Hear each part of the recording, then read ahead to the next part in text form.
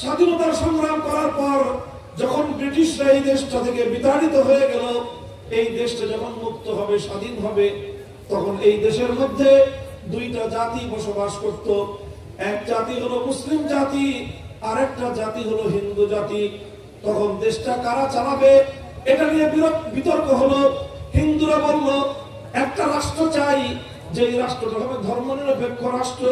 আর অধিকাংশ মুসলমানরা বলল যে না, ধর্মনিরপেক্ষ রাষ্ট্র করবার জন্য আমাদের বাপ-দাদারা জিহাদ করে নাই, তিতুমির জীবন দেয় নাই ধর্মনিরপেক্ষ রাষ্ট্র করবার জন্য, হাজী শরীয়তুল্লাহ ধর্মনিরপেক্ষতার জন্য লড়াই করে নাই, ফকির মজনু শাহ আমাদের পূর্বপুরুষরা ধর্মনিরপেক্ষতার জন্য যুদ্ধ করে নাই। তারা লড়াই করেছে, যুদ্ধ করেছে, জীবন দিয়েছে, ত্যাগের কোরবানি স্বীকার করেছে শুধুমাত্র একটা উদ্দেশ্যে, আল্লাহর জমিনে কায়েম হবে আল্লাহর দ্বীন, ইসলামী রাষ্ট্র প্রতিষ্ঠা হবে, আইন চলবে আল্লাহর, সংবিধান হবে আল কোরআনের। এই জন্য দেশটা তখন শেষ পর্যন্ত ভাগ হলো। দেশটা কি হয়ে গেছে? ব্রিটিশ থেকে স্বাধীন হওয়ার পর 1947 সালে দেশটা ভাগ হয়েছে। এক ভাগ নিয়েছে ভারত, আর এক ভাগ পেয়েছে মুসলমানরা। ভারত বেশি ভাগ পেয়েছে, বড় ভাগটা ভারত পেয়েছে, ধর্মনিরপেক্ষ রাষ্ট্র হয়েছে। মুসলমানরা যে অংশটা পেয়েছে, অঙ্গীকার করা হয়েছিল, জাতির সঙ্গে ওয়াদা করেছিল নেতারা যে আমরা মুসলমানদের জন্য আলাদা রাষ্ট্র পেলে সেই রাষ্ট্র হবে ইসলামী রাষ্ট্র, সেই রাষ্ট্রে ব্রিটিশের আইন চলবে না, সেই রাষ্ট্রে আইন চলবে আল্লাহর, সংবিধান হবে আল কোরআনের। কিন্তু দুর্ভাগ্যজনক ভাবে দেশ ভাগ হয়ে যাওয়ার পরে, স্বাধীন হয়ে যাওয়ার পরে 24 বছর পর্যন্ত পশ্চিম পাকিস্তানি স্বৈরাচারী শাসকরা জাতির সঙ্গে গাদ্দারি করেছে, বিশ্বাসঘাতকতা করেছে, আল্লাহর কোরআনের সঙ্গে তারা গাদ্দারি করেছে, ইসলামের সঙ্গে তারা গাদ্দারি করেছে। যেই কোরআনের শাসন কায়েম করবার কথা বলে মুসলমানদের জন্য আলাদা ভূখণ্ড স্বাধীন করা হয়েছিল, সেখানে তারা ইসলাম কায়েম করে নাই, আল্লাহর কোরআনের শাসন কায়েম না করে ব্রিটিশ প্রবর্তিত রাষ্ট্র ব্যবস্থা দিয়ে তারা শাসন চালিয়েছে। এই 24 বছর গাদ্দারির কারণে 71 সালে পাকিস্তান খন্ড বিখণ্ড হয়ে গিয়েছে। আমার বাংলাদেশ মুসলমানরা এই ভূখণ্ড ব্রিটিশ থেকে, ভারত থেকে আলাদা করেছিল, দিল্লি থেকে স্বাধীন করেছিল, তারা এভাবে কলকাতা থেকে ভিন্ন হয়েছিল। উদ্দেশ্য ছিল একটাই, আমরা একটা ভূখণ্ড চাই। সেই ভূখণ্ড, সেই মানচিত্র, সেই দেশ অনেক বড় না হতে পারে, অনেক উন্নত না হতে পারে, অনেক টাকা পয়সা না থাকতে পারে, আমরা 3 বেলা না খেয়ে থাকলেও প্রয়োজনে পেটে পাথর বাঁধবো, 1 বেলা খেয়ে থাকবো, কিন্তু এমন একটা রাষ্ট্র চাই, এমন একটা দেশ চাই, এমন একটা মানচিত্র চাই যেখানে আর কিছু থাকবে না থাক, আইন চলবে আল্লাহর, সংবিধান হবে আল কোরআনের। 1970 সালে যখন জাতীয় নির্বাচন হয়, তখন এই দেশের বাংলাদেশের মানুষের নেতা, আওয়ামী লীগের নেতা শেখ মুজিবুর রহমান সাহেব, তিনি ঘোষণা করেছিলেন আমাদেরকে ভোট দাও, আমরা যদি নির্বাচিত হতে পারি তাহলে আমরা ওয়াদা করছি কোরআন সুন্নাহর বিরুদ্ধে কোনো আইন আমরা করব না। এটা আমাদের বানানোর কথা নয়, এটা বাংলাদেশের স্বাধীনতার ইতিহাসের দলিল। 1970 সালে আওয়ামী লীগের নির্বাচনী ইশতেহার এটা, সেই ইশতেহারের মধ্যে কোরআন এবং সুন্নাহর বিরুদ্ধে কোনো আইন তৈরি না করবার ওয়াদা করা হয়েছিল। এরপরে জনগণ তাদেরকে ভোট দিয়েছিল, অনেক ভোট, এত ভোট তারা পেয়েছিল যে বাক্স উচ্চায় পড়েছে। পুরা পাকিস্তানের মধ্যে তারা সংখ্যাগরিষ্ঠ হলো। পশ্চিম পাকিস্তানিরা তাদেরকে ক্ষমতা না দিয়ে বাংলাদেশের মানুষের উপর তারা আক্রমণ করলো, মুক্তিযুদ্ধ শুরু হলো। 9 মাস পরে বাংলাদেশ 16 ডিসেম্বর স্বাধীন হলো। শেখ মুজিবুর রহমান সাহেব পশ্চিম পাকিস্তান থেকে মুক্তি পেয়ে লন্ডন হয়ে প্রথমে বাংলাদেশে না এসে চলে গেলেন নয়াদিল্লিতে। শ্রীমতী ইন্দিরা গান্ধী, ভারতের তৎকালীন প্রধানমন্ত্রী, শেখ মুজিব সাহেবকে বলে দিলেন, দেশ শুধু তোমরা স্বাধীন করো নাই, দেশ আসলে আমরা স্বাধীন করেছি, সুতরাং দেশ তোমার কথা মতো চলবে না, আমাদের কথা মতো চলবে। তারপরে তিনি বলে দিলেন যে বাংলাদেশ এখন থেকে এমন একটা সংবিধানের অধীনে চলবেন যে সংবিধানের মূলনীতি হবে ভারতের সংবিধানের মূলনীতি। অনেক কথা বলতেছি না, 72 72 সালে বাংলাদেশে যে সংবিধান হয়েছিল সেই সংবিধানের মূল 4 নীতি ধর্মনিরপেক্ষতাবাদ, জাতীয়তাবাদ, গণতন্ত্র, সমাজতন্ত্র, এই সবগুলো মূলনীতি ভারতের সংবিধান থেকে বাংলাদেশে আমদানি করা হয়েছে। বাংলাদেশের মানুষ কোনদিন ধর্মনিরপেক্ষতা চায় নাই। মুক্তিযুদ্ধ পর্যন্ত কোনদিন বাংলাদেশের মানুষের সাথে আওয়ামী লীগের কোন নেতা কর্মী কেউ কোনদিন বলে নাই বাংলাদেশটা ধর্মনিরপেক্ষ দেশ হবে। কিন্তু হঠাৎ 72 সালে ইন্দিরা গান্ধী ভারত বাংলাদেশের উপর জোর করে ধর্মনিরপেক্ষ মতবাদ চালায় দিল। আর 54 বছর পর্যন্ত সেভাবে বাংলাদেশ চলতেছে।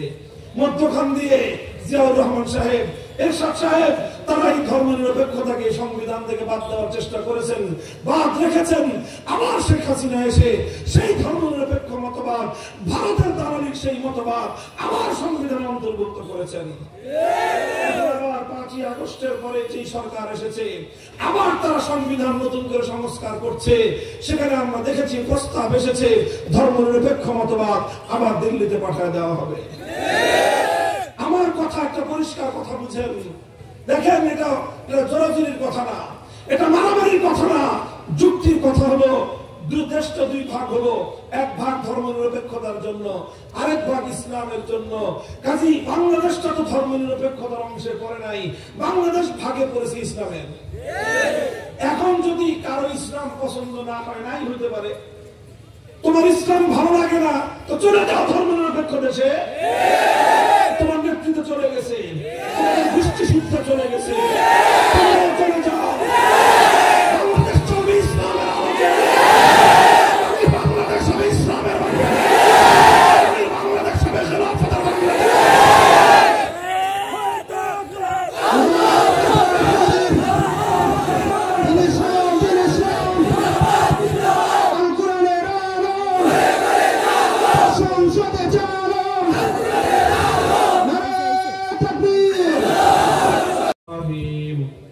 وعلى آل إبراهيم إنك حميد مجيد اللهم بارك على محمد وعلى آل محمد كما باركت على إبراهيم وعلى آل إبراهيم إنك حميد مجيد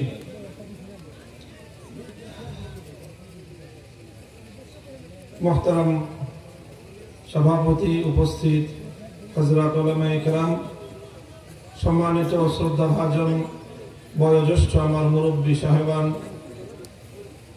সমবেত ইসলাম প্রিয়, কোরআন প্রেমিক, নবী প্রেমিক, তাওহীদি মুসলমান ভাই ও বন্ধুগণ, পর্দার অন্তরালে বাসা বাড়িতে অবস্থানরত আমার সম্মানিত মা ও বোনেরা, আল্লাহ পাক রব্বুল আলামিনের অসংখ্য শুকরিয়া আদায় করি যেই মহান রব্বুল আলামিন আমাদেরকে তার দ্বীনের কথা আলোচনা করার জন্য মুবারক এই জলসায় উপস্থিত হওয়ার তৌফিক দিয়েছেন।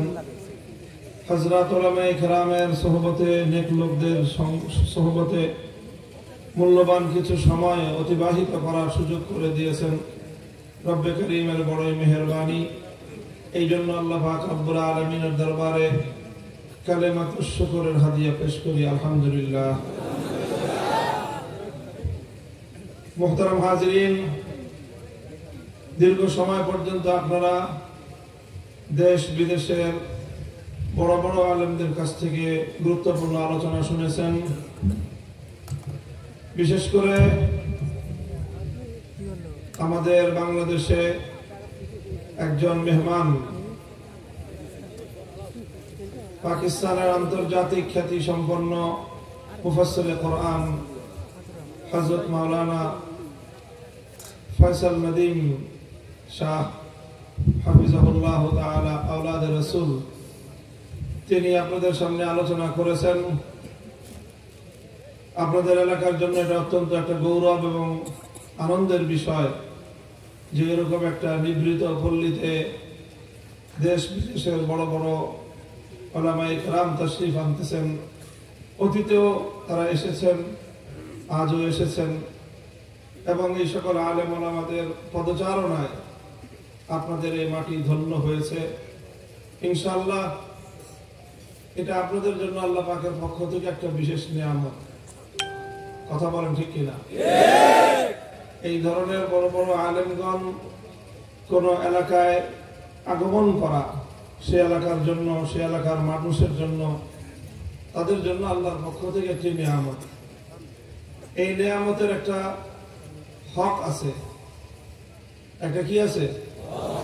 হক আছে কিনা? আপনাকে যদি কেউ কোনো উপকার করে তার একটা হক হয় না? তো আল্লাহ যে আপনাদেরকে একটা নিয়ামত দিলেন, সেই নিয়ামতের একটা হক আছে। সেই হকটা হলো যে আপনারা সর্ব অবস্থায় আল্লাহর দ্বীনের পথে, ইসলামের পথে অটল এবং অবিচল থাকবেন। আর বাকি 10টা এলাকার চেয়ে আপনারা ইসলামের পক্ষে বেশি থাকবেন। ইসলামের জন্য, আল্লাহর দ্বীনের জন্য আপনারা আরো সামনে অগ্রসর থাকবেন। দ্বীনের জন্য যখন যেই প্রয়োজন হয়, সেই প্রয়োজন অন্যান্য এলাকার চেয়ে আপনারা বেশি পূরণ করবেন ইনশাআল্লাহ। আল্লাহ পাক রব্বুল আলামিন আপনাদের এই নিয়ামতকে আরো বৃদ্ধি করে দেন। আমিন। মুহতারাম হাজিরিন, আমি আপনাদের সম্মুখে পবিত্র কোরআনে কারীমের সূরাতুল হজ্জের 41 নম্বর আয়াতটুকু তেলাওয়াত করেছি। এই আয়াতের মধ্যে আল্লাহ পাক রব্বুল আলামিন বিশেষভাবে একটি বিষয়ে সুনির্দিষ্ট আলোচনা করেছেন। বিষয়টা হলো যে যদি কোন মুসলমান, ইমানদার যারা আল্লাহকে বিশ্বাস করে, মুমিন মুসলমানরা যদি রাষ্ট্র ক্ষমতা পায়, তারা যদি ক্ষমতায় যায়, ক্ষমতা পায়, তাহলে তারা কি করবে? মুসলমানরা যদি কি পায়? রাষ্ট্র ক্ষমতা পায়, তাহলে তাদের কাজটা কি হবে? সেই বিষয়ে আল্লাহ পাক রব্বুল আলামিন এই আয়াতের মধ্যে উল্লেখ করেছেন। লক্ষ্য করে বুঝেন। আল্লাহ বলছেন, আল্লাযীনা ইম্মাক্কান্নাহুম ফিল আরদি আকামুস সালাতা ওয়া আতাউয যাকাতা ওয়া আমারু বিল মা'রুফি ওয়া নাহাউ আনিল মুনকার।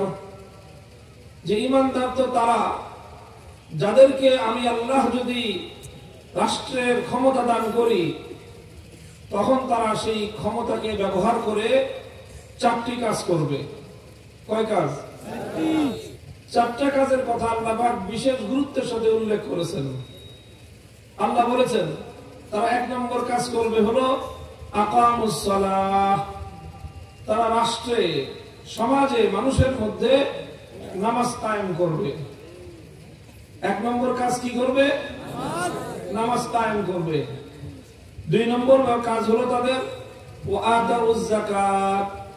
তারা যাকাত ব্যবস্থা প্রতিষ্ঠা করবে। 2 নম্বর কাজ কি করবে? রাষ্ট্র যাকাত ব্যবস্থা প্রতিষ্ঠা করবে, যাকাত চালু করবে, যাকাত বাস্তবায়ন করবে। 3 নম্বর কাজ ওয়া আমারু বিল মা'রুফ। তারা জনগণকে সৎ কাজ করার নির্দেশ দিবে। কি কাজের নির্দেশ দিবে? সৎ কাজ, ভালো কাজের নির্দেশ দিবে। 4 নম্বর দায়িত্ব হলো তাদের ওয়া নাহাউ আনিল মুনকার। তারা জনগণকে শরীয়ত বিরোধী অন্যায় কাজ থেকে বাধা দিবে, নিষেধ করবে। এই হলো 4টা কাজ তারা অবশ্যই করবে। এরপরে আরো অন্যান্য কাজ তো আছেই। মানুষের সকল দায় দায়িত্ব পালন করবে, মানুষের সুখ দুঃখের কাজ করবে, জনগণের সব ধরনের সমস্যার সমাধান করার তারা উদ্যোগ নেবে। রাস্তাঘাট, ব্রিজ, কালভার্ট যা কিছু আছে সেগুলো উন্নত করার ব্যবস্থা করবে, মানুষের অর্থনৈতিক উন্নতির জন্য চেষ্টা করবে। সব কিছুই করবে। কিন্তু কোন মুসলমান যদি রাষ্ট্র ক্ষমতা পায়, সর্বপ্রথম কাজ করবে হলো রাষ্ট্রের মধ্যে, জনগণের মধ্যে আল্লাহ পাকের সবচেয়ে বড় নির্দেশ নামাজ কায়েম করবে তারা। এটা আমার কথা নয়, এটা কার কথা? আমি রেফারেন্স দিয়ে দিলাম। সূরাতুল হজ্জের 41 নম্বর আয়াতে আল্লাহর এই হুকুমটা আছে, আপনারা মিলিয়ে দেখবেন যে তারা নামাজ কায়েম করবে। অন্যান্য কাজ তো করবেই, কিন্তু প্রথম যে কাজ করবে সেটা হলো নামাজ বাস্তবায়ন করবে সমাজের মধ্যে।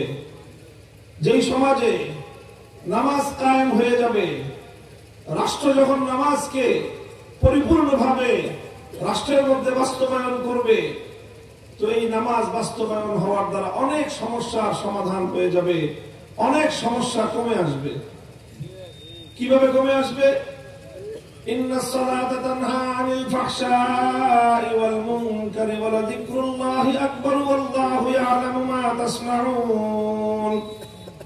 যখন সরকার যখন জনগণের মধ্যে নামাজ কায়েম করবে, নামাজ যখন বাস্তবায়ন করবে, এই নামাজ বিপুল পরিমাণ মানুষের নৈতিক উন্নতি ঘটাবে, তাদেরকে অন্যায় এবং অশ্লীল কাজ থেকে নামাজ মানুষকে বিরত রাখবে। এই নামাজে অভ্যস্ত হবে যারা, নামাজ পালন করবে যারা, তারা দেখা যাবে যে অনেক মানুষ নামাজের কারণে দুর্নীতি করা বন্ধ করে দিবে, অনেক মানুষ নামাজের কারণে সুদ খাওয়া ঘুষ খাওয়া বন্ধ করে দিবে। সমাজে দুর্নীতি যখন বন্ধ হবে তখন সমাজের উন্নতি এমনিতেই হবে।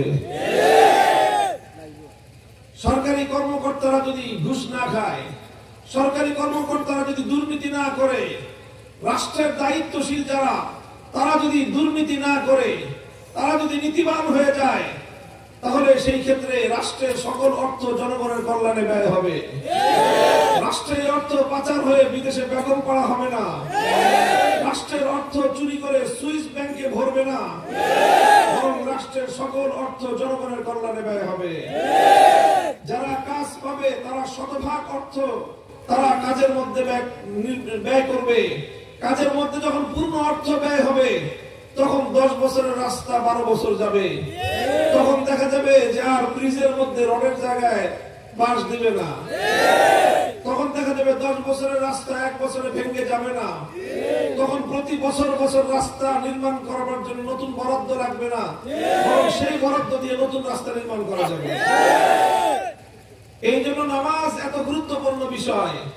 খলিফাতুল মুসলিমিন হযরত ওমর ফারুক রাদিয়াল্লাহু তাআলা আনহু, তিনি যখন খলিফাতুল মুসলিমিন, তিনি যখন অর্ধজাহানের খলিফা, তিনি তার সকল গভর্নরদেরকে, সকল প্রশাসকদেরকে লক্ষ্য করে একটা পয়গাম জারি করেছিলেন। হযরত ওমর লিখেছিলেন, আপনারা তো জানেন যে ওমর রাদিয়াল্লাহু তাআলা আনহু অর্ধজাহান শাসন করতেন। The great caliph of Muslim উম্মাহ, পৃথিবীর ইতিহাসের অন্যতম একজন সফল রাষ্ট্রনায়ক। এটা শুধু মুসলমানদের কথা না, বরং যারা পৃথিবীর ইতিহাস নিয়ে পর্যালোচনা করে, যারা পৃথিবীর ইতিহাস দেখে, তারা সকলেই ওমর রাদিয়াল্লাহু তাআলা আনহুর শাসনামলের সফলতার কথা স্বীকার করেছে এক বাক্যে। হযরত ওমর রাদিয়াল্লাহু তাআলা আনহু এই রাষ্ট্র পরিচালনায় এত সাফল্য কিভাবে অর্জন করেছিলেন? তার বড় একটা গুরুত্বপূর্ণ একটা নীতি ছিল, তিনি রাষ্ট্রনায়ক হিসেবে, খলিফাতুল মুসলিমিন হিসেবে তার সকল রাজ্যের প্রশাসকদের কাছে তিনি একটা সার্কুলার জারি করেছিলেন। বলেছিলেন যে দেখো, ইন্না আহাম্মা উমুরিকুম ইনদি আস-সালাহ ফামান হাফিজাহা ফাহুয়া লিমা সিওয়াহা আহফাযু ওয়া মান দায়্যাহা ফাহুয়া লিমা সিওয়াহা আদিয়াউ। হযরত ওমর বলেছিলেন যে দেখো, হে আমার রাষ্ট্রের সকল গভর্নররা, সকল প্রশাসক, সকল ডিসিএসপিরা, শুনে রাখো, আমার নিকট তোমাদের সবচেয়ে বড় গুরুত্বপূর্ণ দায়িত্ব হল নামাজ কায়েম করা। যে ব্যক্তি নামাজকে সুন্দরভাবে সমাজের মধ্যে বাস্তবায়ন করবে, সে তার প্রশাসনের অন্যান্য সব কাজগুলি আরো সুন্দরভাবে সুচারুরূপে আঞ্জাম দিতে পারবে। আর যে নামাজের ব্যবস্থাকে ধ্বংস করবে, সে শুধু নামাজকে ধ্বংস করবে না, গোটা রাষ্ট্রকে সে ধ্বংস আর উজাড় করে ছাড়বে। এই জন্য হযরত ওমর রাদিয়াল্লাহু তাআলা আনহু তিনি যাচাই করতেন যে কোন প্রশাসক, রাষ্ট্রের কোন কর্মকর্তা সঠিকভাবে নামাজকে বাস্তবায়ন করে। তিনি জানতেন, তিনি বলেছিলেন, যে কর্মকর্তা নামাজকে সুন্দরভাবে বাস্তবায়ন করবে, তার দ্বারা সমাজের উন্নতি বেশি হবে। মুহতারাম হাজিরিন, এই জন্য আল্লাহ পাক রব্বুল আলামিন, যদি মুসলমানরা রাষ্ট্র ক্ষমতা পায়, যদি মুসলমানরা ক্ষমতা পায়, তাহলে তাদের প্রথম কর্মসূচি আল্লাহ বলেছেন আকামুস সালাত, তারা নামাজ কায়েম করবে। সবকিছু তারা করবে, কিন্তু সর্বপ্রথম নামাজ কায়েম করবে। কারণ মুসলমান যখন নামাজ পড়বে, এই নামাজের প্রভাব পড়বে অর্থনৈতিক সেক্টরে, এই নামাজের প্রভাব পড়বে প্রশাসনিক সেক্টরে, এই নামাজের প্রভাব পড়বে কৃষি সেক্টরে, এই নামাজের প্রভাব পড়বে ব্যবসায়িক সেক্টরে, এই নামাজের প্রভাব পড়বে সকল সেক্টরে। উন্নয়নের ক্ষেত্রে, নির্মাণের ক্ষেত্রে, প্রতিটা ক্ষেত্র উন্নত হবে। মুসলমান যখন সমাজে নামাজ বাস্তবায়ন করবে, সমাজের সুফল ঘরে ঘরে প্রতিটা ক্ষেত্রে দেখা দিবে। এটা ইসলামের কথা। যারা মুসলমান তারা এই কথা বিশ্বাস করে, আর এই কথা যারা বিশ্বাস করে না তারা বেঈমান।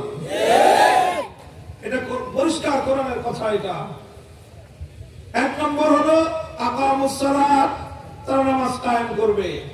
তাদের 2 নম্বর দায়িত্ব হলো ওয়া আতাউজ যাকাত, তারা যাকাত ব্যবস্থা বাস্তবায়ন করবে। ইসলাম যে যাকাত ব্যবস্থা দিয়েছে, আল্লাহ পাক রব্বুল আলামিন ইসলামের যে দ্বিতীয় পিলার তৈরি করেছেন সেটা হলো যাকাত ব্যবস্থা। এই যাকাত ব্যবস্থার মূল কথা হলো তুখাযু মিন আগনিয়াইহিম ওয়া তুরাদ্দু আলা ফুকারাইহিম। একটা সমাজের ধনীদের কাছ থেকে যাকাত গ্রহণ করা হবে, আর সেই সমাজের দরিদ্রদের মধ্যে সেই যাকাতের অঙ্কটাকে বন্টন করে দেয়া হবে। আল্লাহ পাক রব্বুল আলামিন মানুষকে সৃষ্টি করেছেন, প্রত্যেকটা এলাকার মানুষের জন্য যেই পরিমাণ সম্পদ প্রয়োজন আল্লাহ সেই পরিমাণ সম্পদ তাদের কাছে দিয়ে দিয়েছেন। তবে সেই সম্পদ আল্লাহ প্রত্যেকের হাতে হাতে দেন নাই, বরং আল্লাহ পাক রব্বুল আলামিন সম্পদ দেওয়ার সময় ধনী গরিব 2টা শ্রেণী আল্লাহ তৈরি করে দিয়েছেন। একটা ধনী গরিব 2টা শ্রেণী আল্লাহ তৈরি করে দিয়েছেন। ধনীদেরকে আল্লাহ তাদের হাতে সম্পদ বেশি দিয়েছেন, গরিবদের হাতে আল্লাহ সম্পত্তি কম দিয়েছেন। কিন্তু ধনী আর গরিব মিলে যা সম্পত্তি আছে, এই সম্পত্তি দ্বারা ধনী এবং গরিব সকলের প্রয়োজন পূরণ হবে। আমি একটা দৃষ্টান্ত দেই, দেখেন আপনাদের গ্রামে এরকম ব্যবস্থাপনা আছে কিনা জানি না, আমাদের ঢাকায় আছে যে শ্রমিক নিয়োগ দেয় না, শ্রমিক বিভিন্ন কাজের জন্য কামলা, আপনারা কি বলেন? কামলাই তো বলেন। আচ্ছা মনে করেন বড় একটা কাজের জন্য 20 জন 30 জন 50 জন কামলার দরকার। আপনাদের দেশে কি সিস্টেম জানি না, আমাদের দেশে সিস্টেম হলো এই কামলা নিয়োগ দেওয়ার জন্য একজন সর্দার থাকে। আছে আপনাদের এলাকায়? অনেক সর্দার থাকে, একজন সর্দারের আন্ডারে 100 200 300 500 কামলা থাকে।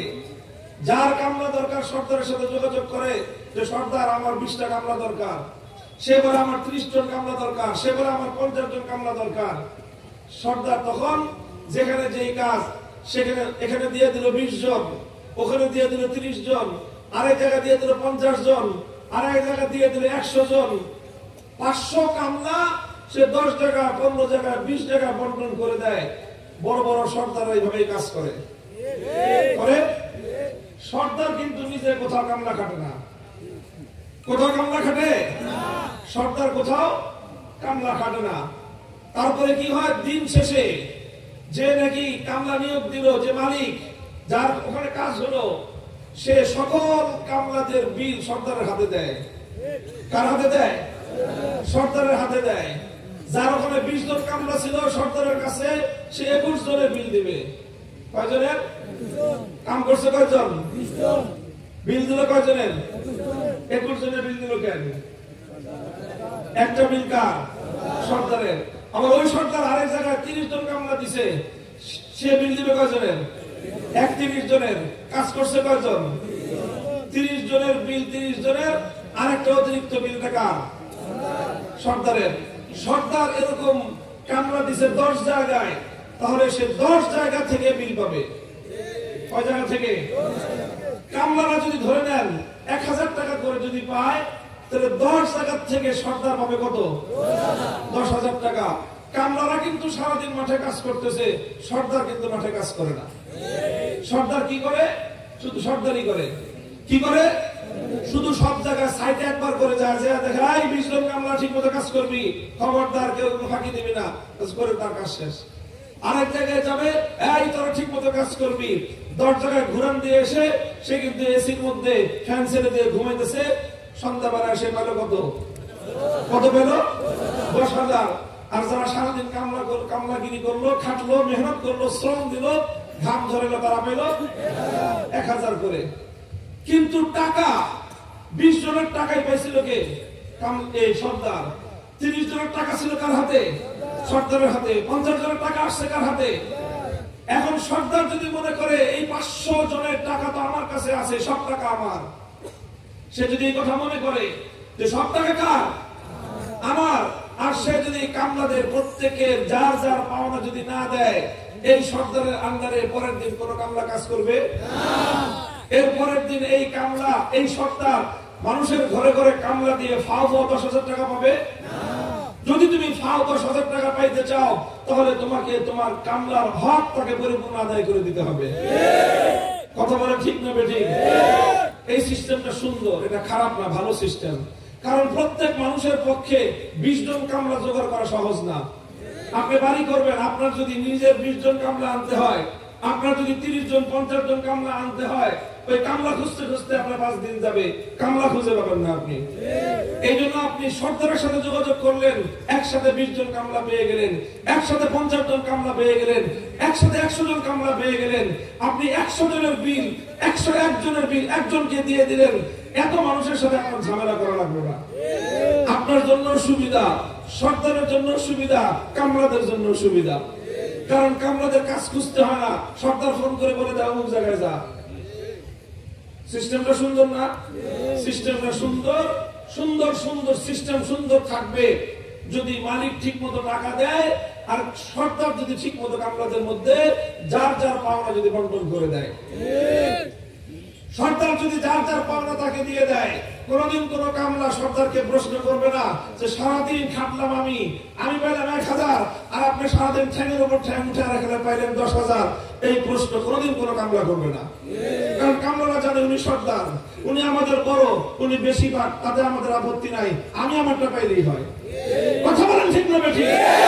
মুহতারাম হাজিরিন, যারা বড় লোক আল্লাহ পাক তাদেরকে সর্দার বানিয়েছেন, যারা গরিব লোক সর্দারের আন্ডারে তারা হলো কামলা। আল্লাহ পাক রব্বুল আলামিন বড় লোককে যে টাকাটা দিয়েছেন, সেই টাকাটা শুধু বড় লোকের না, বড় লোককে আল্লাহ সর্দারের টাকাও দিয়েছেন, কামলার টাকাটাও দিয়ে দিয়েছেন, দায়িত্ব দিয়েছেন। এবং আল্লাহ বলে দিয়েছেন মাফি আমওয়ালিহিম হাক্কুল লিস-সাইলি ওয়াল মাহরুম, তোমাকে যে টাকাটা দিলাম এই টাকা সর্দার, সব টাকা তোমার না, সর্দারের টাকাটা তোমার, কামলার টাকাটা প্রত্যেক কামলার। প্রত্যেক কামলাকে যার যার হক তাকে বুঝিয়ে দাও। তুমি যদি বুঝিয়ে দাও তাহলে কামলারা তোমাকে সর্দার মানবে। আর তুমি যদি এভাবে টাকা না বুঝিয়ে দাও, তাহলে ভবিষ্যতে এমন একটা সময় আসবে কামলারা কেউ আর তোমাকে সর্দার মানবে না, সর্দারি থাকবে না, সমাজে শৃঙ্খলা থাকবে না। যাকাত ব্যবস্থার মাধ্যমে আমার আল্লাহ পাক রব্বুল আলামিন সমাজে যে অর্থনৈতিক ভারসাম্য আল্লাহ সৃষ্টি করেছেন, অর্থনৈতিক যে নিয়মতান্ত্রিকতা আল্লাহ পাক সৃষ্টি করেছেন, সেই নিয়মতান্ত্রিকতায় বড় লোক হলো সর্দার, গরিব হলো কামলা। বড় লোকের দায়িত্ব হলো নিজের সর্দারির টাকাটা রেখে সমস্ত গরিবদের অধিকার যার যার হাতে পৌঁছে দেওয়া। যদি বড় লোক গরিবদের হক যদি যথাযথভাবে আদায় না করে, তাহলে সেই সমাজে গরিবরা কোনোদিন বড় লোকদেরকে ভালোবাসবে না।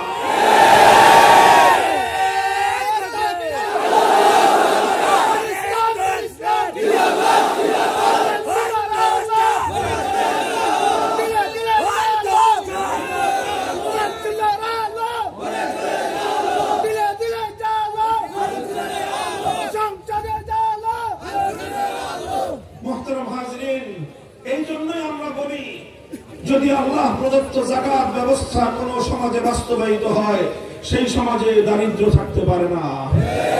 কারণ প্রত্যেক কামলা যদি যার যার বিল পেয়ে যায়, প্রত্যেক কামলার ঘরে চুলা জ্বলবে। প্রত্যেক কামলা যদি তার পারিশ্রমিকটুকু পেয়ে যায়, সে দুমুঠো ডাল ভাত দিয়ে তার স্ত্রী সন্তানদেরকে নিয়ে সে সুখে দিনাতিপাত করতে পারবে। সর্দারও সুখে থাকবে, কামলারাও সুখে থাকবে। কিন্তু সর্দার যদি কামলাদের হক আদায় না করে, একদিন, 2 দিন, 3 দিন, তারপরে কামলার রাস্তায় খাড়া থাকবে যে সর্দার তোমার পায় নেই। কথা বলেন ঠিক কিনা? এরপরে যখন বাগে পাবে কামলারা মিলায়, সব মিলায় সর্দারকে, 500 কামলা রাস্তায় দাঁড়ায় যদি একজন সর্দারকে ধরে, ওই সর্দারের বেঁচে থাকবার কোনো উপায় নাই। মুহতারাম হাজিরিন, আজ বড় আফসোসের বিষয়, দুঃখজনক বিষয় হলো এইভাবে আল্লাহ পাকের দেওয়া সিস্টেমকে ভায়োলেট করে, আল্লাহর দেওয়া সিস্টেমকে অকার্যকর করে দিয়ে সমাজে যাদের হাতে অর্থ দিয়েছেন আল্লাহ পাক, ক্ষমতা দিয়েছেন দিয়েছেন, তারা যাকাত ব্যবস্থা বাস্তবায়ন না করে দরিদ্রদের অর্থের অধিকার তারা নিজেরা ভোগ করে, দুর্নীতি করে, জনগণের অধিকার, দরিদ্রদের গরিবের সম্পদ তারা নিজেরা ভোগ করে, বিলাসিতা করে, দরিদ্ররা গরিবরা না খেয়ে মরে, বড় লোকরা আঙ্গুল ফুলে করা গাছ হয়। এই সমাজের মধ্যে বৈষম্য তৈরি হয়, সেইভাবেই সমাজের মধ্যে ক্লাস তৈরি হয়, দ্বন্দ্ব তৈরি হয়, বিভেদ তৈরি হয়। আর এই বিভেদ যদি দূর করতে হয়, আল্লাহর কোরআন প্রদত্ত যাকাত ব্যবস্থার কোনো বিকল্প নাই। এটার জন্য সবচেয়ে বড় দায়িত্ব হলো রাষ্ট্র এবং সরকারের। সবচেয়ে বড় দায়িত্ব কার? সরকারের। কিন্তু দুঃখজনক বিষয় হলো এই যে সরকারি লোকজনরাই তো দুর্নীতি করে। তারা আর কি বাস্তবায়ন করবে? কারণ তারা প্রথমেই বলে দিয়েছে যে আমরা ধর্ম অনুযায়ী রাষ্ট্র চালাবো না। এই যে ধর্ম অনুযায়ী রাষ্ট্র না চালানোর এই ঘোষণার কারণ হলো তারা তো আসলে জনগণের সম্পদ তাদেরকে বুঝাই দিবে না, চুরি করবে। এই জন্য চুরিটা যেন করতে পারে, এই জন্য তারা যাকাত ব্যবস্থা বাস্তবায়ন করে না। এখন সব কামরা একত্রিত হওয়া দরকার। আসেন আমরা সকল কামলারা, সকল খেটে খাওয়া মেহনতি মানুষ, কৃষক, শ্রমিক, মজদুর, আমরা যদি ঐক্যবদ্ধ হই, দুর্নীতিবাজ সরকাররা পালাবার পথ খুঁজে পাবে না।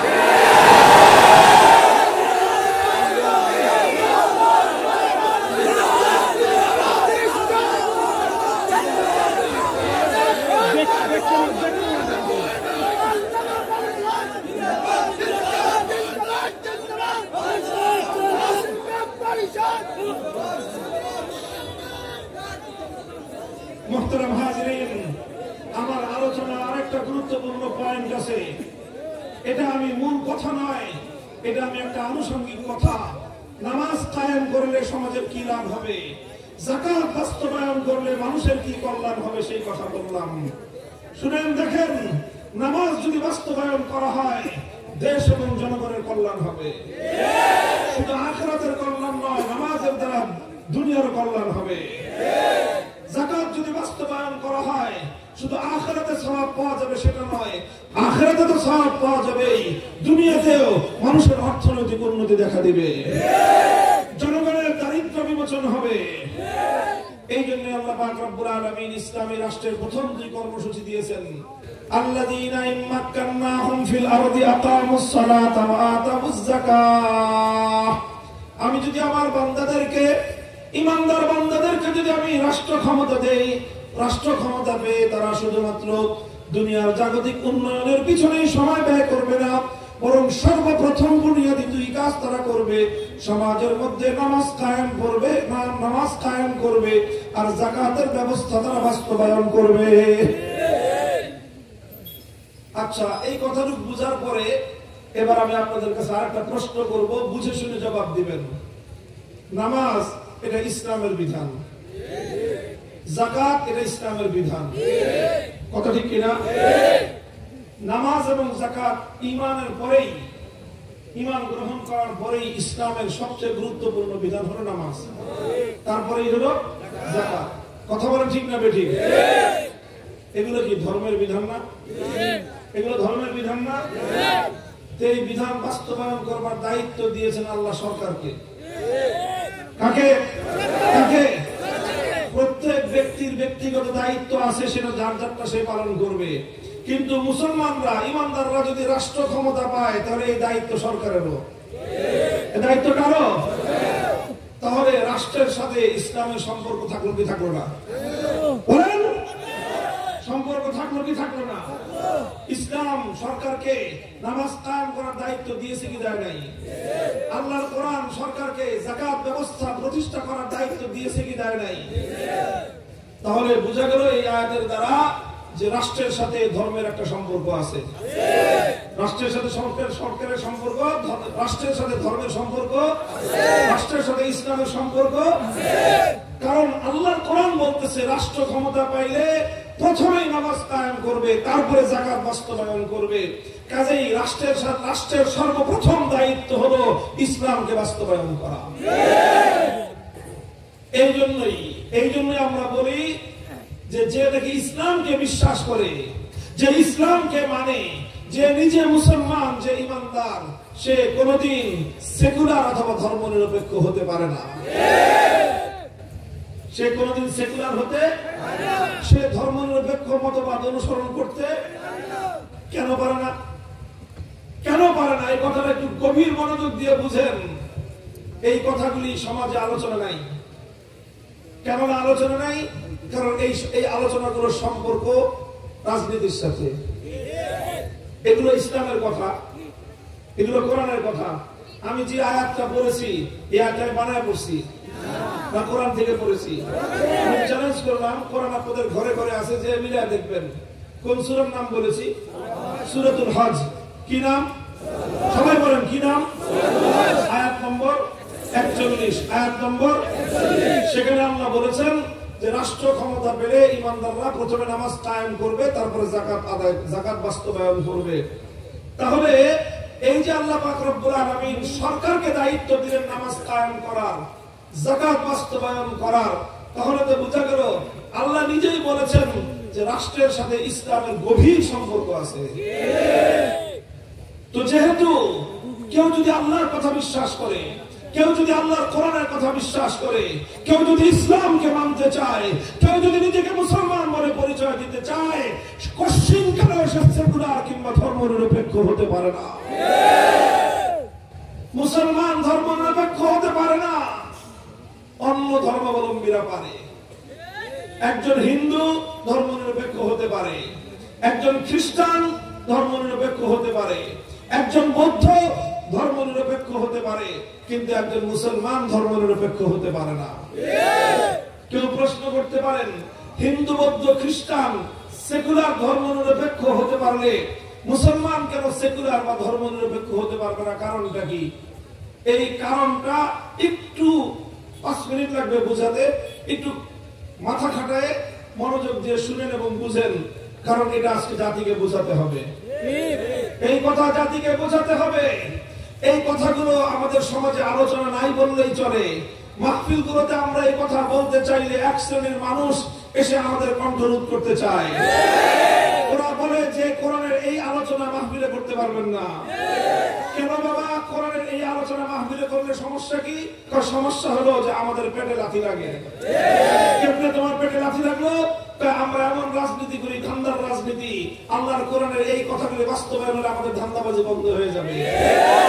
এই জন্য ধান্দাবাজ রাজনীতিবিদরা আল্লাহর কোরআনের রাজনীতি সমাজে বাস্তবায়নের কথা বললে আমাদের কণ্ঠ স্তব্ধ করে দেওয়ার পায়তারা চালায়।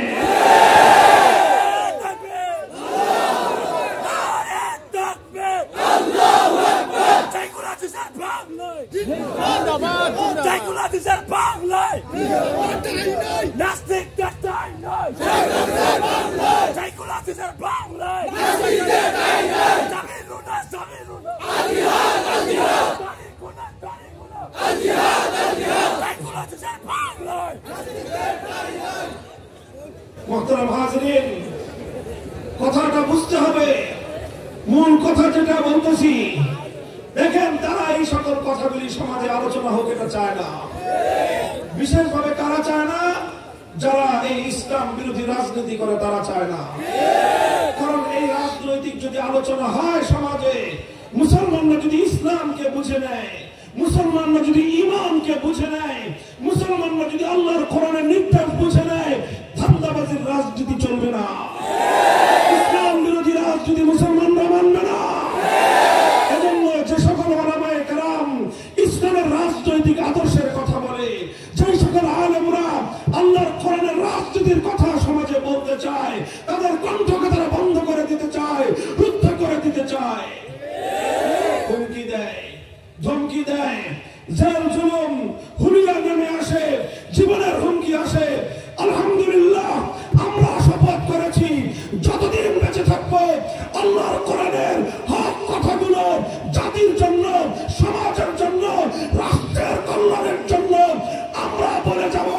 জীবন থাকলে থাকবে, আর যদি জীবন না থাকে আল্লাহর দ্বীনের জন্য জীবন উৎসর্গ করাকে বেঁচে থাকার চেয়ে বেশি সৌভাগ্য মনে করি।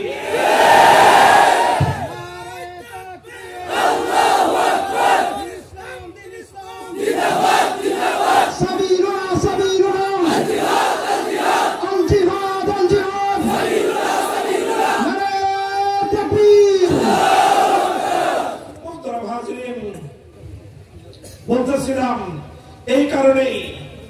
একজন হিন্দু, বৌদ্ধ, খ্রিস্টান ধর্ম নিরপেক্ষ হতে পারলেও একজন মুসলমান কোনদিন ধর্ম নিরপেক্ষ হতেই পারে না। কারণটা খুব ভালো করে বুঝেন। ধর্ম নিরপেক্ষতা কাকে বলা হয়? What is secularism? সেকুলারিজম জিনিসটা কি? সেকুলারিজম হলো একটা মতবাদ। এই মতবাদের মূল কথা হলো রাষ্ট্রের সাথে ধর্মের কোনো সম্পর্ক চলবে না। সেকুলারিজম মানে হলো রাষ্ট্রের সাথে ধর্মের কোনো সম্পর্ক চলবে না। আচ্ছা, এখন রাষ্ট্রের সাথে ধর্মের সম্পর্ক চলবে না, এই কথাটা যদি হিন্দু মানে তার কোনো সমস্যা নাই। এই কথাটা যদি বৌদ্ধ মানে তার কোনো সমস্যা নাই। এই কথাটা যদি খ্রিস্টান মানে তার কোনো সমস্যা নাই। কিন্তু এই কথাটা যদি কোনো মুসলমান মানতে চায় তাহলে তাকে ইসলাম ছাড়তে হয়। হিন্দু মানতে চাইলে তার হিন্দু ধর্ম ছাড়তে হয় না। খ্রিস্টান মানতে চাইলে খ্রিস্টান ধর্ম ছাড়তে হয় না। বৌদ্ধ এই কথাটা মানতে চাইলে তার ধর্ম তাকে ছাড়তে হয় না। কিন্তু মুসলমান এই কথাটা মানতে চাইলে তাকে তার ধর্ম ছাড়তে হয়। এই জন্যই বললাম, হিন্দু, বৌদ্ধ, খ্রিস্টান অন্যান্য জাতি তারা ধর্ম নিরপেক্ষ হতে পারে, মুসলমান কোনদিন ধর্ম নিরপেক্ষ হতে পারে না। কারণ হিন্দু ধর্ম কোন হিন্দুকে এই কথা বলে না। হিন্দু ভাইরা যদি এখানে থেকে থাকেন আশেপাশে, আপনারা আমার কথা আপনাদের ধর্ম যাজকদের, ধর্মীয় ঠাকুরদের কাছ থেকে জিজ্ঞাসা করে দেখেন আপনাদের ধর্মের আলোকে আমাদের কথা মিলতেছে কিনা। আপনার ধর্মে রাষ্ট্রকে ধর্মের আলোকে চালাবার কোন বিধান হিন্দু ধর্মে নাই। বৌদ্ধ ধর্মে এই কথা বলা নাই যে রাষ্ট্রকে তোমার ধর্ম অনুযায়ী চালাতে হবে। খ্রিস্টান ধর্মের মধ্যে এই আদেশ নাই যে রাষ্ট্রকে ধর্মের আলোকে চালাতে হবে। যেহেতু তাদের ধর্মগুলো তার অনুসারীদেরকে ধর্মের আলোকে রাষ্ট্র চালানোর জন্য বাধ্য করে না, এই জন্য তারা রাষ্ট্রকে ধর্ম থেকে আলাদা রাখে, ধর্মের কোনো ক্ষতি নাই। কারণ ধর্ম তো এই কথা বলেই নাই যে রাষ্ট্রকে ধর্মের আলোকে চালাও। কথা ক্লিয়ার? কিন্তু একজন মুসলমান যদি ধর্ম নিরপেক্ষ হয় তাহলে একজন মুসলমানের সামনে দুইটা মতবাদ। কয়টা মতবাদ? একটা হলো ইসলাম আর একটা সেকুলারিজম, ধর্ম নিরপেক্ষ মতবাদ। ধর্ম নিরপেক্ষ মতবাদ তাকে বলবে খবরদার রাষ্ট্রের সাথে ধর্মের সম্পর্ক রাখা চলবে না। ইসলাম তাকে বলবে খবরদার রাষ্ট্রকে ধর্ম থেকে আলাদা হতে দেওয়া যাবে না। এখন তুমি বলো, যারা আওয়ামী লীগ করছেন এতদিন, আপনাদের কাছে আমার বিনীত বিনয়ী প্রশ্ন, কোন উত্তেজনার কিছু নাই, আপনি এখন ইসলামের বিধান মানবেন না সেকুলারিজম ধর্ম নিরপেক্ষতার কথা মানবেন? বলেন। আপনারা জিজ্ঞেস করিনি যারা ধর্ম নিরপেক্ষ রাজনীতি, আওয়ামী লীগের রাজনীতি করেছেন বছরের পর বছর, যুগের পর যুগ, তাদের কাছে প্রশ্ন, আপনি কোনটা মানবেন? আপনি যদি ধর্ম নিরপেক্ষ হয়ে থাকেন তাহলে আপনি ধর্ম নিরপেক্ষ মতবাদ মেনে বলবেন রাষ্ট্রের সঙ্গে ধর্মের সম্পর্ক চলবে না। আর আপনি যদি মুসলমান হয়ে থাকেন তাহলে আপনাকে বলতে হবে রাষ্ট্রকে ধর্মের বাইরে যেতে দেওয়া যাবে না। একসঙ্গে দুইটা কথা মানা সম্ভব? আপনি রাষ্ট্রকে ধর্মের আন্ডারে চালাবেন এই কথাটা, আবার রাষ্ট্রের সাথে ধর্মের কোন সম্পর্ক চলবে না, এই দুইটা কথা একসঙ্গে একজন মানুষ পালন করতে পারবে? আপনি ঘরের ভিতরে থাকবেন, আবার আপনি ঘরের ভিতর থেকে বাইরে বের হবেন, এই দুইটা কথা একসঙ্গে কেউ পালন করতে পারবে? আমি বললাম তুমি ঘরের ভিতরে থাকো, উনি বললেন তুমি ঘর থেকে বাইরে বের হয়ে আসো, দুইজনের ওয়ার্ডার একসাথে পালন করা সম্ভব? তারটা যদি পালন করেন আমারটা ভঙ্গ করতে হবে, আমারটা যদি পালন করেন তারটা ভঙ্গ করতে হবে। কথা বলেন ঠিক না বেঠিক? এখন যারা আওয়ামী লীগের ধর্ম নিরপেক্ষ রাজনীতি তোমরা যারা করো, আবার নিজেদেরকে মুসলমান বলে দাবি করো, তোমাদের কাছে আমার প্রশ্ন হলো এই, তোমরা জবাব দাও রাষ্ট্রের সাথে ধর্মের সম্পর্ক থাকবে কি থাকবে না? যদি বলো যে রাষ্ট্রের সাথে ধর্মের সম্পর্ক থাকবে তাহলে তুমি মুসলমান, আর যদি তুমি বলো যে না রাষ্ট্রের সঙ্গে ইসলামের সম্পর্ক থাকবে না তাহলে তুমি আল্লাহর কোরআন বিরোধী, আল্লাহর নির্দেশ বিরোধী, ইসলাম বিরোধী, তুমি বেঈমান।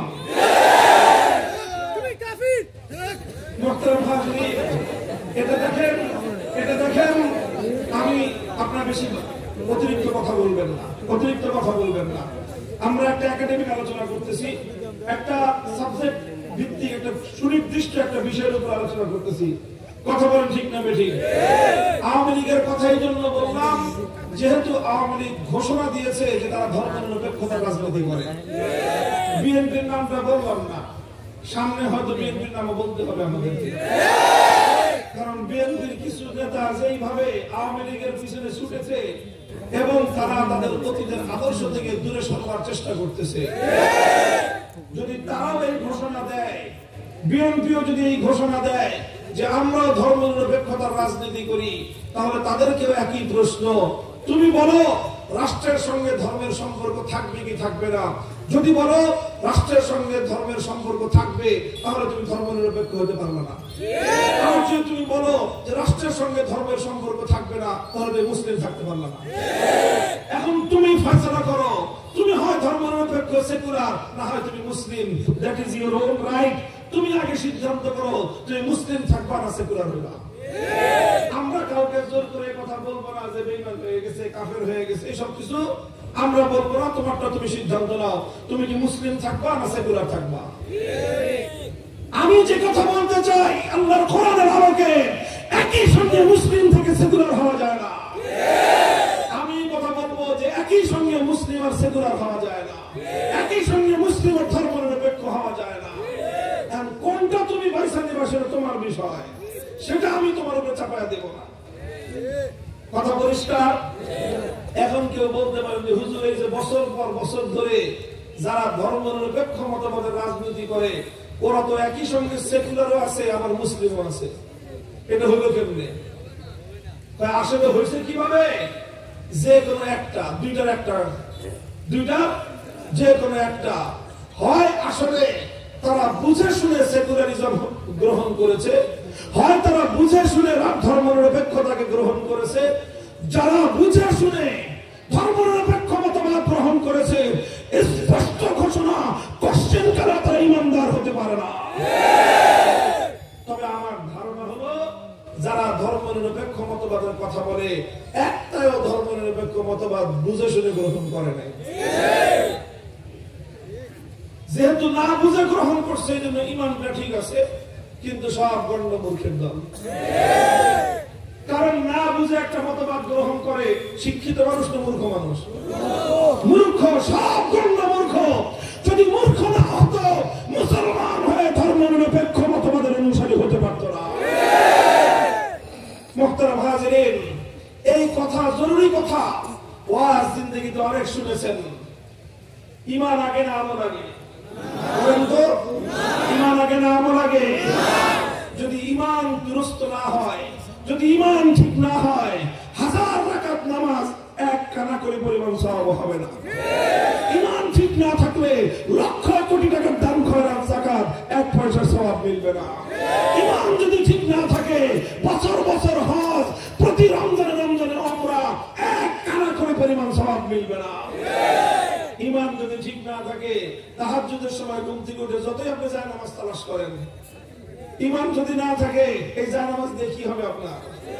এই হজ দিয়ে কি হবে আপনার? আবু জাহাল অনেক হজ করত।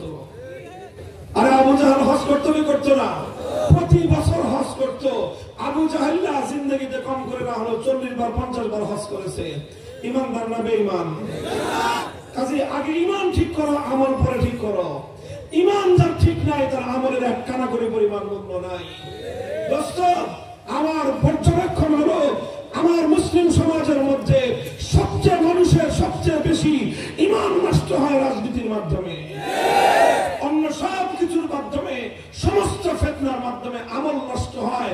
সিনেমা দেখলে আমল নষ্ট হয়, নাটক দেখলে আমল নষ্ট হয়, ফেসবুক দিয়ে আমল নষ্ট হয়, ইউটিউব দিয়ে আমল নষ্ট হয়, নানা রকমের এই সমস্ত অন্যায় অপকর্মের দ্বারা আমল নষ্ট হয়, আর রাজনীতির দ্বারা ইমান নষ্ট হয়।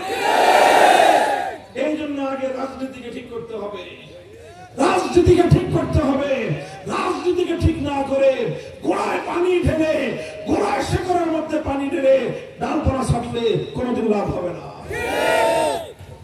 মুহতারাম হাজিরিন, কথা লম্বা নয়, কথা লম্বা নয়। আমার এই বাংলাদেশ মুসলমানের বাংলাদেশ, 97% মুসলমান। এই বাংলাদেশটাকে ইসলামী রাষ্ট্র করবার জন্য ঐতিহাসিকভাবে আমাদের পূর্বপুরুষরা অনেক ত্যাগের কোরবানি স্বীকার করেছেন, অনেক রক্ত দিয়েছেন, অনেক জীবন দিয়েছেন। যারা আপনারা পূর্বপুরুষদের ইতিহাস জানেন, আমাদের বাপ-দাদারা আল্লাহর দ্বীনের জন্য, আল্লাহর কোরআনের জন্য যেই পরিমাণ ত্যাগের কোরবানি স্বীকার করেছেন, পৃথিবীতে তার নজির এবং তার দৃষ্টান্ত খুব কম। 190 বছর পর্যন্ত আমাদের পূর্বপুরুষরা ব্রিটিশের বিরুদ্ধে সংগ্রাম করেছিলেন। আজাদির সংগ্রাম, স্বাধীনতার সংগ্রাম, মুক্তির সংগ্রাম। 190 বছর বালাকোটের রণাঙ্গনে যুদ্ধ করেছেন, শামলীর রণাঙ্গনে যুদ্ধ করেছেন। হাজার হাজার আলেমদেরকে ইংরেজরা ফাঁসি দিয়েছে, হাজার হাজার আলেমদেরকে ইংরেজরা জ্বলন্ত আগুনে পুড়িয়ে হত্যা করেছে, হাজার হাজার আলেমদেরকে মহিষের চামড়া, গরুর চামড়ার মধ্যে ভরে ভরে গঙ্গা আর যমুনার উত্তাল স্রোতের মধ্যে ভাসিয়ে দিয়েছে। ঘরে ঘরে এতিম হয়েছে আলেমদের সন্তানেরা, ঘরে ঘরে বিধবা হয়েছে আলেমদের স্ত্রীরা, ঘরে ঘরে কোরখালি হয়েছে আলেমদের মায়েদের। সব ত্যাগ আর কোরবানি তারা স্বীকার করে নিয়েছেন, কিন্তু ব্রিটিশের সামনে তারা মাথা নত করেন নাই। 190 বছর স্বাধীনতার সংগ্রাম করার পর যখন ব্রিটিশরা এই দেশটা থেকে বিতাড়িত হয়ে গেল, এই দেশটা যখন মুক্ত হবে, স্বাধীন হবে, তখন এই দেশের মধ্যে দুইটা জাতি বসবাস করত। এক জাতি হলো মুসলিম জাতি, আর একটা জাতি হলো হিন্দু জাতি। তখন দেশটা কারা চালাবে এটা নিয়ে বিতর্ক হলো। হিন্দুরা বলল একটা রাষ্ট্র চাই, যে রাষ্ট্রটা হবে ধর্মনিরপেক্ষ রাষ্ট্র। আর অধিকাংশ মুসলমানরা বলল যে না, ধর্মনিরপেক্ষ রাষ্ট্র করবার জন্য আমাদের বাপ-দাদারা জিহাদ করে নাই, তিতুমির জীবন দেয় নাই ধর্মনিরপেক্ষ রাষ্ট্র করবার জন্য, হাজী শরীয়তুল্লাহ ধর্মনিরপেক্ষতার জন্য লড়াই করে নাই, ফকির মজনু শাহ আমাদের পূর্বপুরুষরা ধর্মনিরপেক্ষতার জন্য যুদ্ধ করে নাই। তারা লড়াই করেছে, যুদ্ধ করেছে, জীবন দিয়েছে, ত্যাগের কোরবানি স্বীকার করেছে শুধুমাত্র একটা উদ্দেশ্যে, আল্লাহর জমিনে কায়েম হবে আল্লাহর দ্বীন, ইসলামী রাষ্ট্র প্রতিষ্ঠা হবে, আইন চলবে আল্লাহর, সংবিধান হবে আল কোরআনের। এই জন্য দেশটা তখন শেষ পর্যন্ত ভাগ হলো। দেশটা কি হয়ে গেছে? ব্রিটিশ থেকে স্বাধীন হওয়ার পর 1947 সালে দেশটা ভাগ হয়েছে। এক ভাগ নিয়েছে ভারত, আর এক ভাগ পেয়েছে মুসলমানরা। ভারত বেশি ভাগ পেয়েছে, বড় ভাগটা ভারত পেয়েছে, ধর্মনিরপেক্ষ রাষ্ট্র হয়েছে। মুসলমানরা যে অংশটা পেয়েছে, অঙ্গীকার করা হয়েছিল, জাতির সঙ্গে ওয়াদা করেছিল নেতারা যে আমরা মুসলমানদের জন্য আলাদা রাষ্ট্র পেলে সেই রাষ্ট্র হবে ইসলামী রাষ্ট্র, সেই রাষ্ট্রে ব্রিটিশের আইন চলবে না, সেই রাষ্ট্রে আইন চলবে আল্লাহর, সংবিধান হবে আল কোরআনের। কিন্তু দুর্ভাগ্যজনক ভাবে দেশ ভাগ হয়ে যাওয়ার পরে, স্বাধীন হয়ে যাওয়ার পরে 24 বছর পর্যন্ত পশ্চিম পাকিস্তানি স্বৈরাচারী শাসকরা জাতির সঙ্গে গাদ্দারি করেছে, বিশ্বাসঘাতকতা করেছে, আল্লাহর কোরআনের সঙ্গে তারা গাদ্দারি করেছে, ইসলামের সঙ্গে তারা গাদ্দারি করেছে। যেই কোরআনের শাসন কায়েম করবার কথা বলে মুসলমানদের জন্য আলাদা ভূখণ্ড স্বাধীন করা হয়েছিল, সেখানে তারা ইসলাম কায়েম করে নাই। আল্লাহর কোরআনের শাসন কায়েম না করে ব্রিটিশ প্রবর্তিত রাষ্ট্র ব্যবস্থা দিয়ে তারা শাসন চালিয়েছে। এই 24 বছর গাদ্দারির কারণে 71 সালে পাকিস্তান খন্ড বিখণ্ড হয়ে গিয়েছে। আমার বাংলাদেশ মুসলমানরা এই ভূখণ্ড ব্রিটিশ থেকে, ভারত থেকে আলাদা করেছিল, দিল্লি থেকে স্বাধীন করেছিল। তারা এভাবে কলকাতা থেকে বিচ্ছিন্ন হয়েছিল। উদ্দেশ্য ছিল একটাই, আমরা একটা ভূখণ্ড চাই। সেই ভূখণ্ড, সেই মানচিত্র, সেই দেশ অনেক বড় না হতে পারে, অনেক উন্নত না হতে পারে, অনেক টাকা পয়সা না থাকতে পারে, আমরা 3 বেলা না খেয়ে থাকলেও প্রয়োজনে পেটে পাথর বাঁধবো, 1 বেলা খেয়ে থাকবো, কিন্তু এমন একটা রাষ্ট্র চাই, এমন একটা দেশ চাই, এমন একটা মানচিত্র চাই যেখানে আর কিছু থাকবে না থাক, আইন চলবে আল্লাহর, সংবিধান হবে আল কোরআনের। 1970 সালে যখন জাতীয় নির্বাচন হয়, তখন এই দেশের বাংলাদেশের মানুষের নেতা, আওয়ামী লীগের নেতা শেখ মুজিবুর রহমান সাহেব, তিনি ঘোষণা করেছিলেন আমাদেরকে ভোট দাও, আমরা যদি নির্বাচিত হতে পারি তাহলে আমরা ওয়াদা করছি কোরআন সুন্নাহর বিরুদ্ধে কোন আইন আমরা করব না। এটা আমাদের বানানোর কথা নয়, এটা বাংলাদেশের স্বাধীনতার ইতিহাসের দলিল। 1970 সালে আওয়ামী লীগের নির্বাচনী ইশতেহার, এটা সেই ইশতেহারের মধ্যে কোরআন এবং সুন্নাহর বিরুদ্ধে কোন আইন তৈরি না করবার ওয়াদা করা হয়েছিল। এরপরে জনগণ তাদেরকে ভোট দিয়েছিল, অনেক ভোট, এত ভোট তারা পেয়েছিল যে বাক্স উচ্চায় পড়েছে। পুরা পাকিস্তানের মধ্যে তারা সংখ্যাগরিষ্ঠ হলো।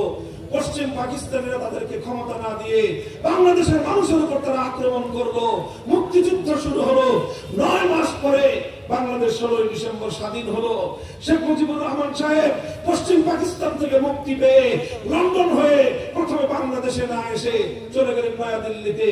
শ্রীমতী ইন্দিরা গান্ধী ভারতের তৎকালীন প্রধানমন্ত্রী শেখ মুজিব সাহেবকে বলে দিলেন, দেশ শুধু তোমরা স্বাধীন করো নাই, দেশ আসলে আমরা স্বাধীন করেছি, সুতরাং দেশ তোমার কথা মতো চলবে না, আমাদের কথা মতো চলবে। তারপরে তিনি বলে দিলেন যে বাংলাদেশ এখন থেকে এমন একটা সংবিধানের অধীনে চলবেন যে সংবিধানের মূলনীতি হবে ভারতের সংবিধানের মূলনীতি। অনেক কথা বলতেছি না, 72 সালে বাংলাদেশে যে সংবিধান হয়েছিল সেই সংবিধানের মূল 4 নীতি, ধর্মনিরপেক্ষতাবাদ, জাতীয়তাবাদ, গণতন্ত্র, সমাজতন্ত্র, এই সবগুলো মূলনীতি ভারতের সংবিধান থেকে বাংলাদেশে আমদানি করা হয়েছে। বাংলাদেশের মানুষ কোনদিন ধর্মনিরপেক্ষতা চায় নাই। মুক্তিযুদ্ধ পর্যন্ত কোনদিন বাংলাদেশের মানুষের সাথে আওয়ামী লীগের কোন নেতা কর্মী কেউ কোনদিন বলে নাই বাংলাদেশটা ধর্মনিরপেক্ষ দেশ হবে। কিন্তু হঠাৎ 72 সালে ইন্দিরা গান্ধী ভারত বাংলাদেশের উপর জোর করে ধর্মনিরপেক্ষ মতবাদ চালায় দিল। আর 54 বছর পর্যন্ত সেভাবে বাংলাদেশ চলতেছে। মধ্যখান দিয়ে জিয়াউর রহমান সাহেব, এরশাদ সাহেব তারা এই ধর্মনিরপেক্ষতাকে সংবিধান থেকে বাদ দেওয়ার চেষ্টা করেছেন, বাদ রেখেছেন। আবার শেখ হাসিনা এসে সেই ধর্মনিরপেক্ষ মতবাদ, ভারতের দালালির সেই মতবাদ আবার সংবিধানে অন্তর্ভুক্ত করেছেন। আবার 5ই আগস্টের পরে যে সরকার এসেছে আবার তারা সংবিধান নতুন করে সংস্কার করছে। সেখানে আমরা দেখেছি প্রস্তাব এসেছে ধর্মনিরপেক্ষ মতবাদ আবার দিল্লিতে পাঠিয়ে দেওয়া হবে।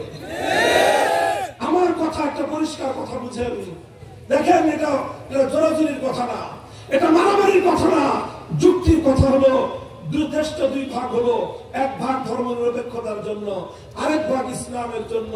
কাজেই বাংলাদেশটা তো ধর্মনিরপেক্ষতার অংশে পড়ে নাই, বাংলাদেশ ভাগে পড়েছে ইসলামের। এখন যদি কারো ইসলাম পছন্দ না হয়, নাই হইতে পারে, তোমার ইসলাম ভালো লাগে না তো চলে যাও ধর্মনিরপেক্ষ দেশে। তোমার নেতৃত্ব চলে গেছে, তোমার দৃষ্টি শিক্ষা চলে গেছে, চলে যাও। বাংলাদেশ চলবে ইসলামের আলোকে, বাংলাদেশ হবে ইসলামের বাংলাদেশ, বাংলাদেশ হবে খেলাফতের বাংলাদেশ।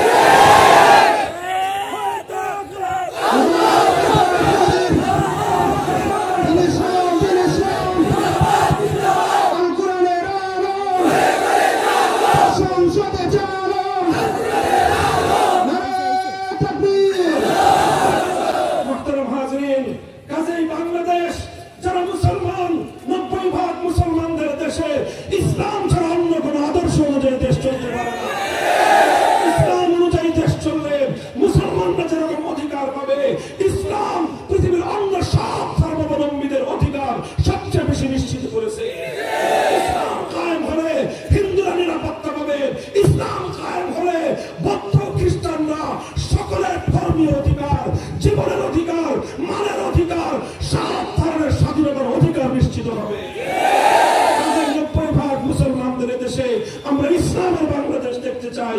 কথা বলে ঠিক না বেশি?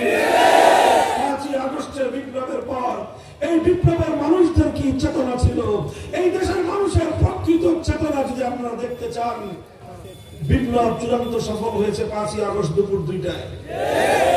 2টায় খবর হয়েছে যে কি খবর হয়েছে? এরপরে 2টা থেকে 3টা পর্যন্ত 1 ঘন্টা গোটা বাংলাদেশ। আপনারা একটু চিন্তা করেন তো, 5ই আগস্টের দুপুর 2টা থেকে 3টা পর্যন্ত 1 ঘন্টার বাংলাদেশ। টেকনাফ থেকে তেতুলিয়া একটা ঘটনা ঘটেছে। কোন নেতা নেতৃত্ব দিতে হয় নাই, কোন আলেমকে ডাক দিতে হয় নাই। গোটা বাংলাদেশের টেকনাফ থেকে তেতুলিয়া মুসলমানদের জনপদে জাতীয় স্থাপনায় যত ভাস্কর্য নামক মূর্তি ছিল সমস্ত মূর্তি ভেঙে গুড়িয়ে দিয়েছে। অথচ কোন হিন্দুদের মন্দিরে আঘাত করে নাই, হিন্দুদের কোন দেব দেবতাকে কেউ আঘাত করে নাই। কারণ মুসলমান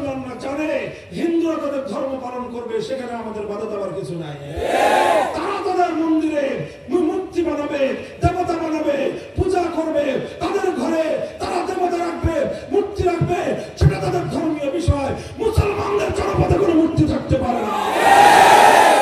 এই জন্য সব বিপ্লবীরা একযোগে গোটা বাংলাদেশ থেকে সমস্ত ভাস্কর্য নামক মূর্তি ভেঙে গুড়িয়ে দিয়েছে।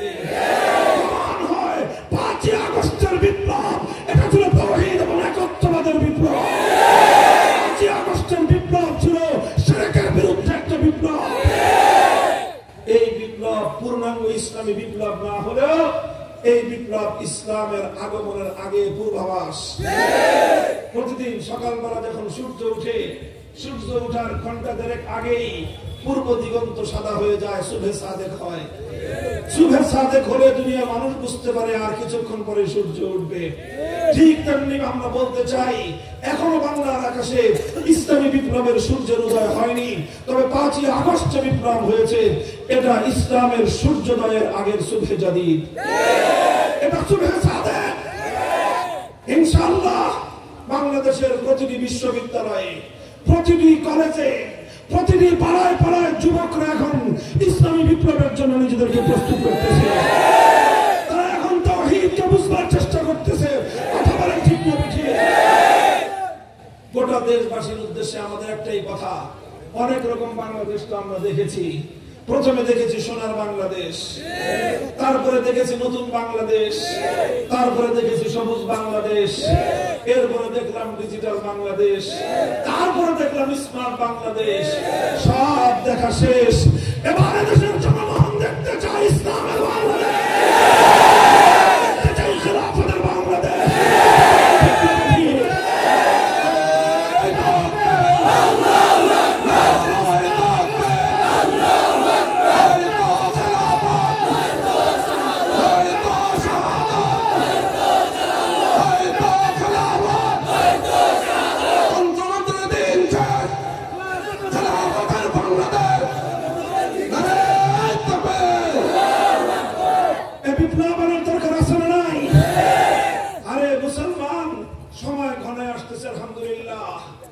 তোমরা প্রস্তুত হও, নিজেদেরকে প্রস্তুত করো। খোরাসানের মুসলমানরা বিজয় অর্জন করেছে, আল্লাহর দ্বীন সেখানে বিজয়ী হয়ে গিয়েছে। সিরিয়ার মুসলমান বিজয় অর্জন করেছে। 53 বছরের বাশার আল আসাদ এবং হাফিজ আল আসাদদের স্বৈরতন্ত্র খতম হয়েছে। আল্লাহর দ্বীনের বিজয়ের কেতন সিরিয়াতে উড়ে গেছে। হামাসের হাতে ফিলিস্তিন আল্লাহর দ্বীনের ঝান্ডা সমুন্নত হচ্ছে। বাংলার মুসলমানরা ঘুমায় থাকবে না ইনশাআল্লাহ। কথা বলেন ইনশাআল্লাহ। জেগে উঠবেন তো আল্লাহর দ্বীনের বিজয়ের জন্য মাঠে নামতে হবে, নামবেন তো। তবে এটা শুধু কথায় হবে না, শুধু স্লোগান দিয়ে হবে না, শুধু বক্তৃতা দিয়েও হবে না। এর জন্য ঘাম ঝরানো পরিশ্রম করতে হবে। আল্লাহর দ্বীনের বিজয়ের জন্য, ইসলামী রাষ্ট্র প্রতিষ্ঠার জন্য ঘাম ঝরানো পরিশ্রম কারা কারা করবেন? আল্লাহ কবুল করেন, হাত নামান। শুধু ঘাম ঝরায় পরিশ্রম করলেই সফলতা চূড়ান্ত আসবে না। এরপরে দ্বিতীয় যেই কাজ করতে হবে, চোখের অশ্রু দিয়ে আল্লাহর কাছে সাহায্য চাইতে হবে। চাইবেন তো ইনশাআল্লাহ? এরপরে ঘাম আর অশ্রু দিয়ে যখন এই মাটি বিপ্লবের জন্য উর্বর হয়ে উঠবে, তখন প্রয়োজন হবে আরেকটা জিনিসের, সেটার নাম হলো শাহাদাতের রক্ত। আল্লাহর দ্বীনের জন্য, ইসলামী বিপ্লবের জন্য আল কোরআনের রাজ করতে হবে।